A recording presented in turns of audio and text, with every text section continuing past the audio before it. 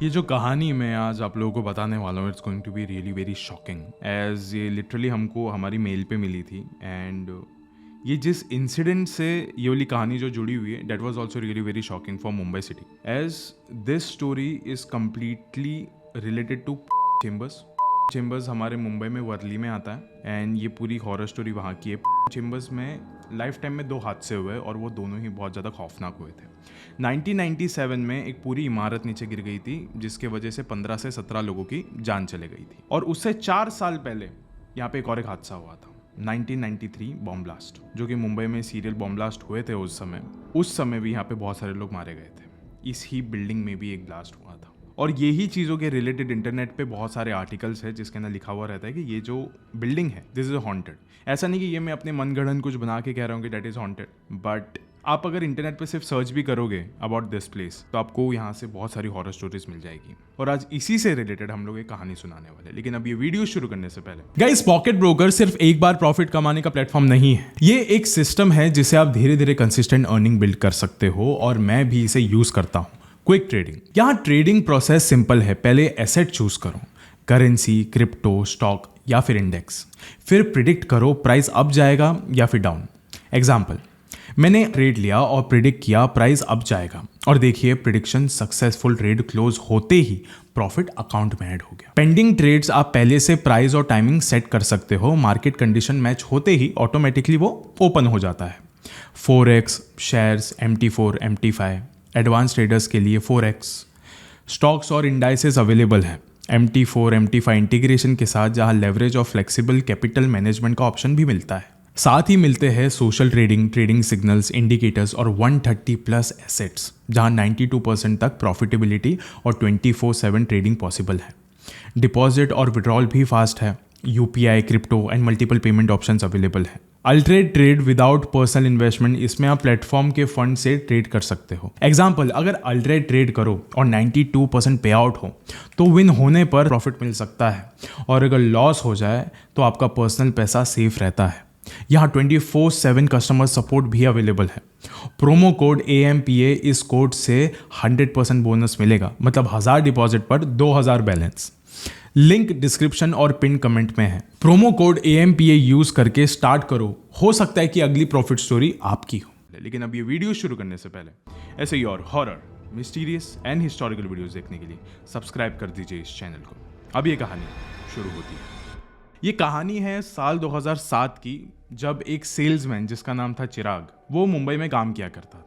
मुंबई के एक water purifying company में वो काम किया करता था जहाँ पे प्रोडक्ट्स को उसको सेल करना पड़ता था, कोल्ड कॉलिंग करके या फिर फील्ड में विजिट करके, ऑफिसेज में जाके उसको सेल करना पड़ता था। लेकिन ये जो चिराग नाम का लड़का था ना, he was really very a failure किस्म का इंसान था कि उसे हो ही नहीं पाता था कुछ। लेकिन वो बहुत ज़्यादा मेहनत करता था, हर रोज़ सुबह सुबह उठ के ऑफिस आता था एंड 3 महीना हो गया था उसका एंड 3 महीने में उससे एक भी प्रोडक्ट नहीं बेचा गया था। वहाँ का जो, अब ये एक बार की बात है कि वो ऐसे ही बैठा हुआ था अपने ऑफिस के कैबिन में एंड वहाँ का बॉस था, वो आया और उसको आके कहता है कि तू तनख्वाह भी ले लेता है, लास्ट 3 महीने में तूने सारी तनख्वाह ली है लेकिन तूने एक भी मुनाफा हमारा करके नहीं दिया। अगर तूने इस महीने कोई भी प्रोडक्ट नहीं सेल किया तो हम तुझे नौकरी से निकाल देंगे। और उस वक्त ना चिराग भी बहुत ज़्यादा डर गया था कि मैं मेहनत तो हर रोज़ कर रहा हूँ ना, लेकिन फिर भी मुझसे नहीं बिक रहा, तो अब इसमें मैं क्या करूँ। वाटर प्यूरीफायर बेचने में मुझे बहुत ज़्यादा दिक्कत हो रही है और वैसे भी इतना ज़्यादा महंगा वाटर प्यूरीफायर है, कौन ही खरीदेगा। लेकिन चिराग का जो फाइनेंशियल बैकग्राउंड था वो बिल्कुल भी अच्छा नहीं था। वो एक चौल में रहा करता था अपनी माँ के साथ। उसकी माँ बहुत ज़्यादा बूढ़ी थी एंड अक्सर बीमार रहा करती थी।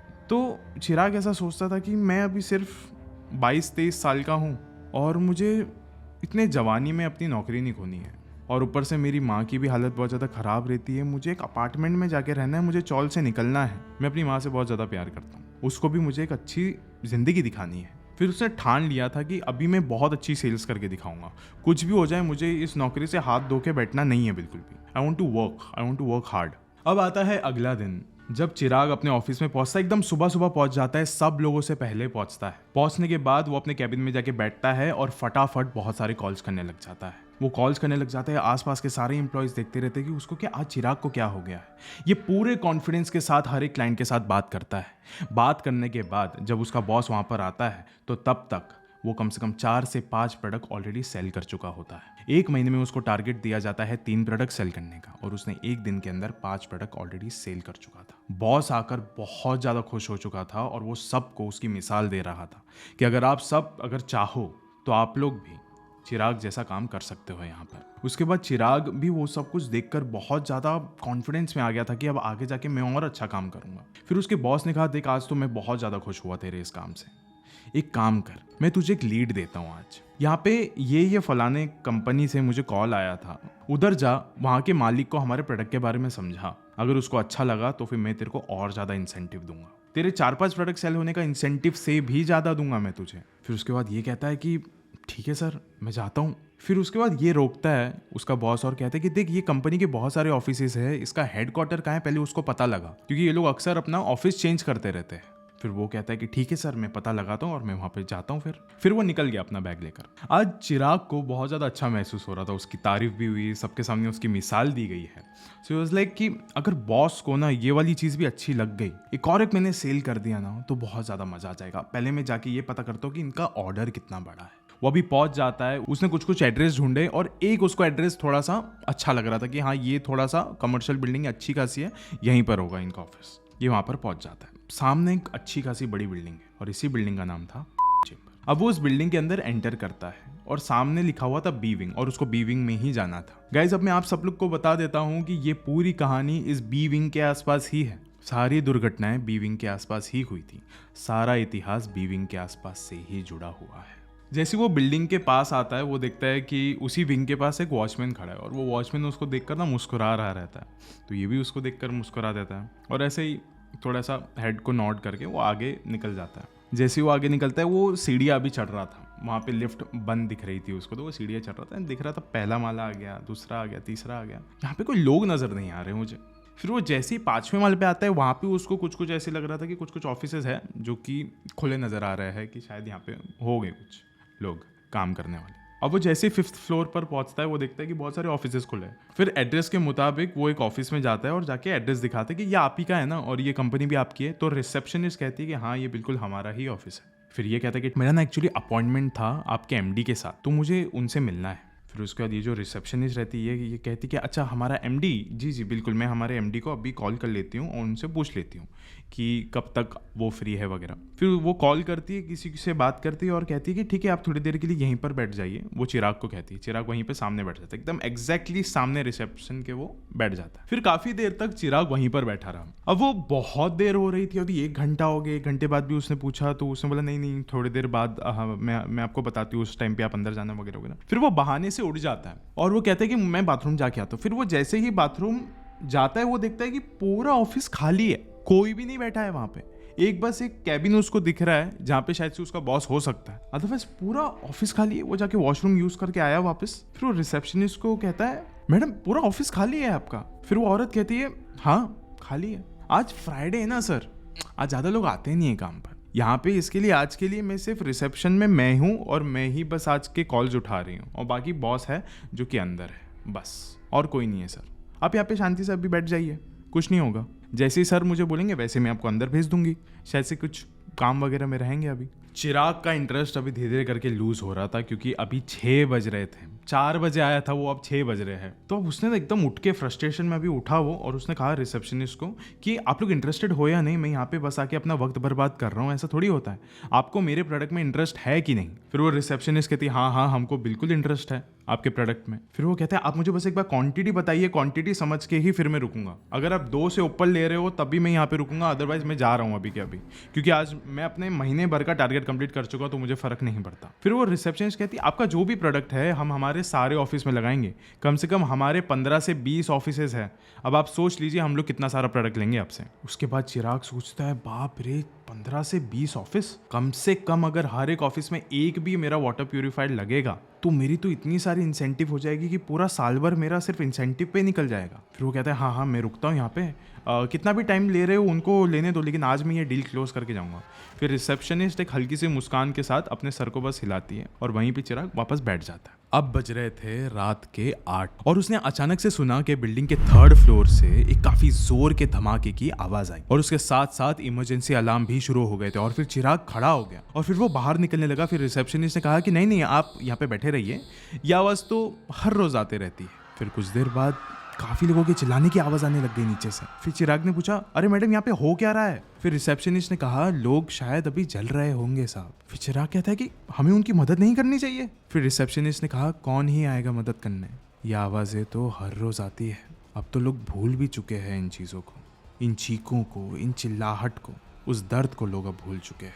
हमारा देश ऐसा ही है साहब, जब कुछ धमाका होगा तो बाहर निकलेंगे मोमबत्ती लेकर, मार्च करेंगे इधर से उधर, सरकार को थोड़ा सा कोसेंगे और फिर 1-2 दिन में सब कुछ भूल जाएंगे। साहब आप बैठ जाइए, जैसे ही मुझे मेरे एमडी का कॉल आता है मैं आपको बता दूंगी। आप शांति से बैठे रहिए, बाहर ना जाइए, वरना मौत जल्दी हो सकती है। फिर चिराग बोलता है कि मैडम ये सब आप क्या कह रहे हो, मुझे बहुत ज्यादा डर लग रहा है, आप ऐसी बातें प्लीज ना कीजिए। फिर धीरे धीरे करके वो जो चीखने चिल्लाने की आवाजें है वो ग्राउंड फ्लोर से 1st फ्लोर पे आई, फिर वो 3rd फ्लोर पे आई, फिर वो 4थे फ्लोर पे आई और धीरे धीरे करके अभी जो रिसेप्शनिस्ट थी इसके चेहरे के एक्सप्रेशंस बदलने लग गए थे। पूरा हाव भाव बदल चुका था, एकदम खौफ में हर एक चीज तब्दील हो रही थी। ये चीख रही थी, ये चिल्ला रही थी। चिराग वहां पे बैठे बैठे डर रहा था कि ये क्या हो रहा है इसको, भगवान बस मुझे बचा लो आज किसी भी तरीके से। ये औरत एकदम हैवान जैसा चिल्ला रही है मेरे सामने। उसके बाद वो औरत धीरे धीरे करके जलने लग रही थी। ऐसा लग रहा था कि धीरे धीरे करके उसकी जो स्किन है उसके बदन की वो सब निकल रही है, वो सब मेल्ट हो रही है, जैसे कि वो वाकई में जल रही है। चिराग भी अब जोर जोर का चिल्लाने लग गया, बचाओ बचाओ। उसने अपनी आंखें बंद कर ली और अभी थोड़े देर बाद किसी ने तो वो दरवाजा खोला। दरवाजा खोलने के बाद एक इंसान ने उसको कहा, साहब आप यहाँ पे क्या कर रहे हो, इतनी रात को यहाँ पे रहना बिल्कुल भी अलाउड नहीं है, यहाँ पे आप नहीं रह सकते बिल्कुल भी, आप जल्दी से यहाँ से उतरिए। फिर उसके बाद चिराग ने अपनी आंखें खोली थी, उसके सामने ठीक वही वॉचमैन खड़ा था। फिर उस वॉचमैन को कहा कि भाई यहाँ पे अभी एक रिसेप्शनिस्ट बैठी हुई थी। फिर उस वॉचमैन ने कहा, यहाँ पे ऐसा कुछ भी नहीं है, आप पहले नीचे उतरिए, नीचे उतरिए, उसके बाद हम बात करते हैं। अब वो दोनों नीचे पहुंच गए। फिर वो वॉचमैन कहता है कि साहब आप ऊपर क्या कर रहे थे, मुझे लगा था कि आप ऊपर कुछ और काम से गए हो, कुछ मेंटेनेंस वर्क के लिए गए रहोगे आप, लेकिन मुझे नहीं पता था कि आप एक ऑफिस में जाकर बैठ रहे हो, ऊपर कोई ऑफिस वगैरह नहीं है। फिर ये कहता है, नहीं बिल्कुल भी नहीं। चिराग कहता है कि मेरे ठीक सामने एक रिसेप्शनिस्ट बैठी हुई थी, मैं उससे बात भी कर रहा था, वो पूरे समय तक मेरे साथ ही थी, 8 बजे तक वो मेरे साथ ही थी, मुझे अच्छे से याद है। फिर वो वॉचमैन कहता है, यहाँ पे कुछ जगहें खुली है, कुछ गोडाउन खुले हैं जहाँ पे सिर्फ केमिकल रिलेटेड काम होता है, जो कि लोगों से एकदम दूर होके हमको करना पड़ता है, इसके लिए वो चीज़ें खुली है यहाँ पे, वो भी 1st या फिर ग्राउंड फ्लोर में है, ऊपर के मालों पर कोई भी नहीं जाता है, आपको पता नहीं है यहाँ पे क्या हुआ है। फिर चिराग कहता है, नहीं मुझे बिल्कुल भी नहीं पता यहाँ पे क्या हुआ है। फिर वो वॉचमैन कहता है कि 1997 में यहाँ पे एक इमारत पूरी गिर गई थी, 15 से 17 लोग मर गए थे। उसे 4 साल पहले यहाँ पे हिंदू मुस्लिम राइट्स के बाद काफ़ी सारे हुए थे 1993 में, उस वजह से भी बहुत सारे लोग यहाँ पे मरे थे, बहुत सारे लोग यहाँ पे जल कर मरे थे। इसके लिए साहब शायद से अपने कुछ इस तरीके का नज़ारा देखा है वहाँ पे, मुझे लगता है अभी आपको ये सब कुछ भूल के घर चले जाना चाहिए। चिराग कहता है, लेकिन ये सारी चीज़ कैसी हो सकती है, मैं ये सारी चीज़ों में बिल्कुल भी नहीं मानता।